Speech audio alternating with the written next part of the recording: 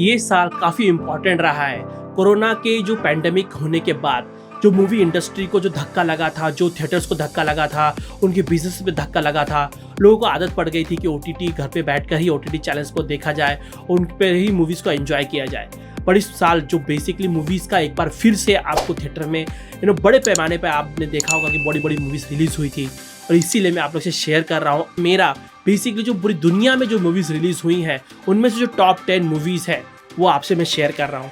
मैंने इसके पहले शेयर किया हुआ था जो भारत में रिलीज़ हुई मूवीज़ थी, वो आप प्लीज़ चेकआउट कर लीजिएगा। अब शुरू करते हैं जो बेसिकली जो टॉप 10 मूवीज़ जो भारत पूरी दुनिया में रिलीज़ हुई थी, उसमें जो नंबर 10वें पर है वो है पार्क चैन वुक की डिसीजन टू लीव। ये जो ऐसे डायरेक्टर और प्रोड्यूसर है जिन्होंने बहुत बड़ी बड़ी मूवीज से रिलीज़ की हुई है, जैसे कि old boy, John security, area, handmaiden और थर्स्ट। यदि आपने ये सब मूवीज़ नहीं देखी है तो डेफिनेटली जिन मूवी का मैंने नाम लिया उन्हें भी चेकआउट कर लीजिएगा। बट उनकी मूवी जो रिलीज़ हुई थी इस साल, डिसीजन टू लीव, ये आपको इंटरटेनिंग मूवी नहीं लगेगी, पर जिस तरह से इस पर एक्टिंग की गई है, जिस तरह से स्टोरी टेलिंग है, जिस तरह से इस मूवी का एंडिंग है, वो देखने ही बनता है। एक मास्टरफुल डायरेक्टर ही इस तरह की मूवी को दर्शा सकता है, उसको प्रेजेंट कर सकता है। और 9वें नंबर पे जो मूवी है वो मेरे लिए बहुत ही ज़्यादा सरप्राइजिंग मूवी थी। डेविड लीच की, ब्रैड पिट की द्वारा स्टारर जो मूवी है, वो मूवी पूरी बुलेट ट्रेन के अंदर है, और उसके अंदर जिस तरह से एक्शन दिखाया गया है, जिस तरह से डार्क ह्यूमर है, और बहुत ही ज़्यादा आपको पसंद आने वाली है। यहाँ पर जो जापानीज जो बैकग्राउंड है, और वहाँ पे जिस तरह से याकुजा और लोगों के बीच में जो ब्रैड पिट का कैरेक्टर फंस जाता है, और वो जो पूरी मूवी बुलेट ट्रेन के अंदर है, उसके जो एक्शंस है वो देखने लायक ही बनते हैं। किसी किसी को तो मूवी बहुत ज़्यादा पसंद आई होगी।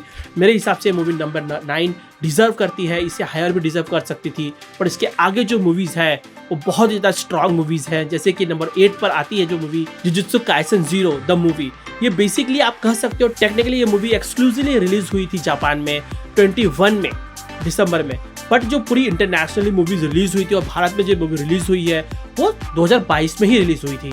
और ये मूवी देखने के बाद जो जुजुत्सु काइसेन की जो फ्रेंचाइजी है उसमें जो मेन कैरेक्टर नहीं लिया गया, इसके अंदर जो एक कैरेक्टर है युता, उसके ऊपर है जो बेसिकली सतारो गोजो के बाद सबसे पावरफुल जो कैरेक्टर है उसकी ओरिजिन स्टोरी बताई गई है। और ये जो स्टोरी है बेसिकली अब जो मेन जो एनीमे है, जो मांगा चल रहा है, उससे कोई रिलेशन नहीं है इसके अंदर। जो इतोतोरी की स्टोरी है वो एब्सोल्युटली सेपरेट मांगा एनीमे आपको देखने मिलेगी।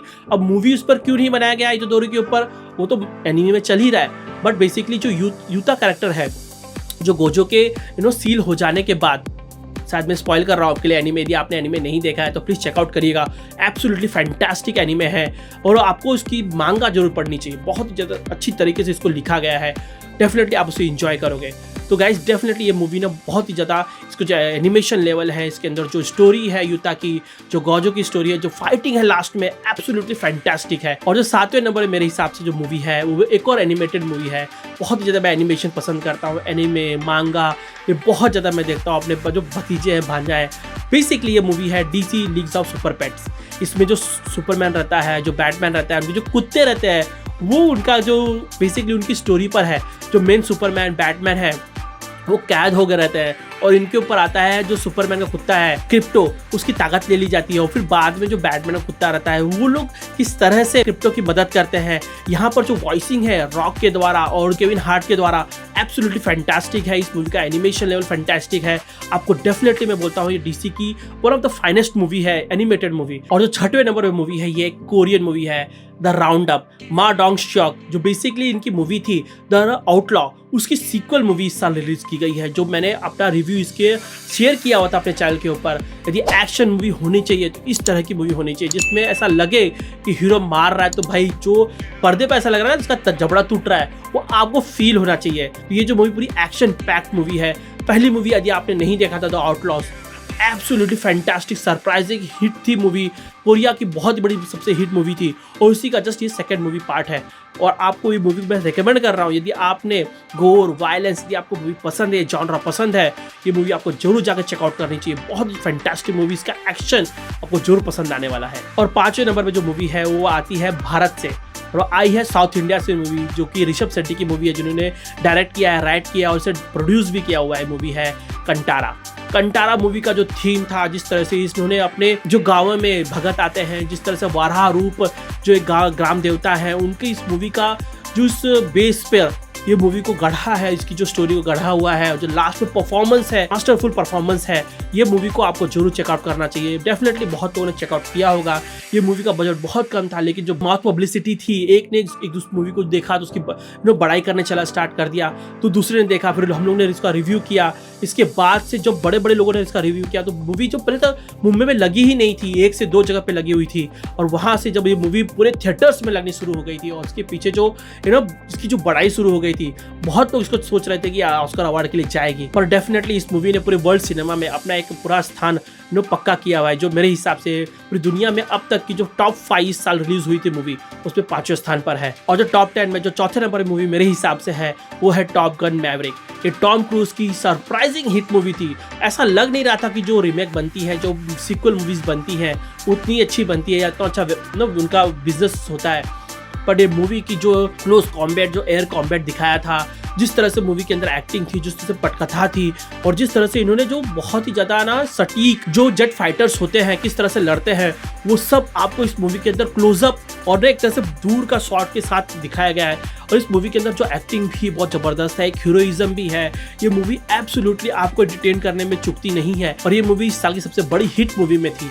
डेफिनेटली आपको ये मूवी को मैं बताऊंगा तो उतना नहीं समझ में आएगा, लेकिन आपको मूवी को जब चेकआउट करोगे, एक्सपीरियंस करोगे, वो जो आप देखोगे पर्दे के ऊपर, तब आपको मालूम पड़ेगा कि मूवी में कितना पावर था और कितनी जबरदस्त मूवी ये थी। और नंबर 3 पर जो मेरे हिसाब से मूवी आती है इस साल जो रिलीज हुई थी, everything everywhere all at once. Movie के अंदर जो चाइनीज फैमिली रहती है, उनके जो एडवेंचर और जो मल्टीवर्स जो कंसेप्ट था ना, डॉक्टर स्ट्रेंज का multiverse in the madness movie थी, वो इस तरह की मूवी होनी चाहिए थी भाई। इसके अंदर जो मिशेल यो का जो कैरेक्टर है, जो एक बोरिंग लाइफ जीती रहती है इस यूनिवर्स के अंदर, यदि वो अपनी कुछ तरह से ना अपनी जो लाइफ को यदि एक्सप्लोर किया होता, पूरे जो मल्टीवर्सेस में जाती है, उसकी लाइफ क्या हो सकती थी, एक बहुत बड़ी स्टार हो सकती थी, या बड़ी बड़ी फिंगर्स वाली लेडीज बन सकती थी।